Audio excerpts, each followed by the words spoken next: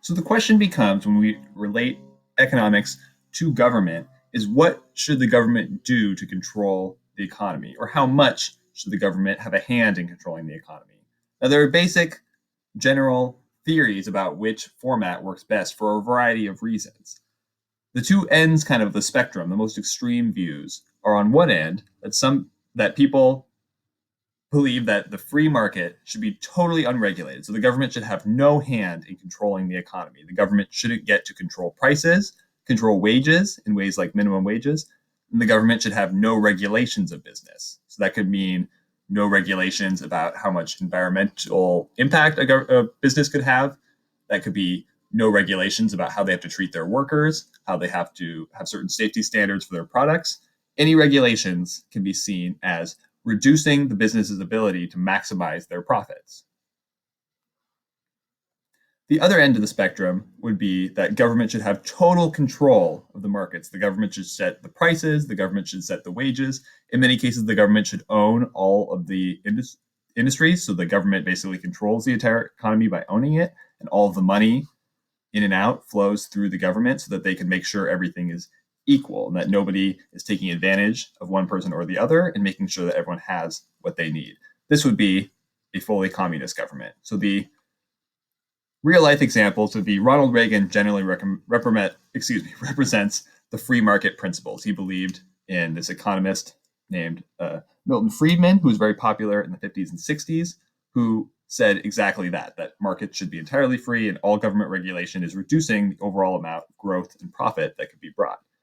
This theory has generally driven American economic theory for both Republicans and Democrats in various degrees ever since then. The other side of the spectrum, best represented by communist states, the largest one being the Soviet Union and Joseph Stalin, right?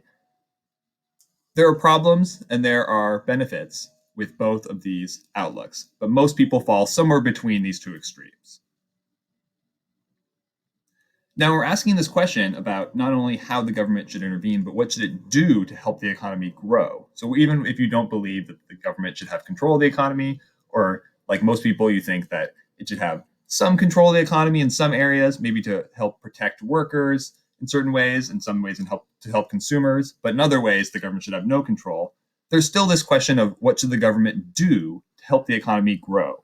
We like to think we have a very free market here in the United States, but our government is constantly trying to do things and create policies that will help the economy grow in various ways. Now, there are two theories to the government helping the economy grow. One is called the supply side theory. So this has been the most predominant theory. It has driven a lot of economic thought. This idea prioritizes the production of stuff to sell. So that same idea of getting rid of regulations, getting rid of protections, getting rid of anything that will slow down the production of stuff, right? So more stuff to sell means more money coming in. This is the basis of trickle down. Now, this kind of newer idea is in opposition to this idea called demand side theory.